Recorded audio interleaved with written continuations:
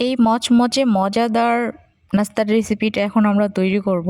এজন্য আমি প্রথমে চিকেন ছোট ছোট করে কেটে নিয়েছি। তার মধ্যে সামান্য পরিমাণে লবণ, মরিচ গুঁড়ো, কালো গোলমরিচ গুঁড়ো, সাদা গোলমরিচ গুঁড়ো, একটু বাটা মশলা আমার কাছে যেটা ছিল ওটা দিয়ে ভালোভাবে ম্যারিনেট করে কিছুক্ষণের জন্য রেখে দিয়েছি।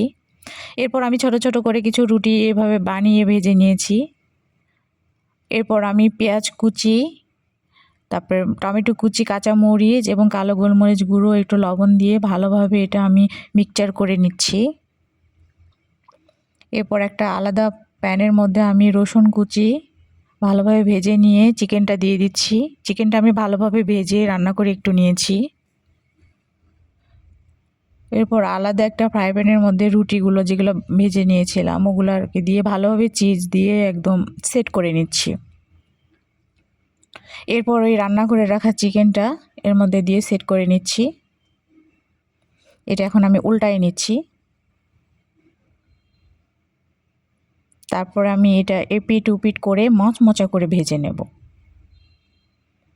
মচমচা করে আমি ভেজে নিয়েছি। আমি এখন এগুলো উঠাই নেব। আমি উঠাই নিয়েছি, সবগুলো একইভাবে ভেজে নিয়েছি।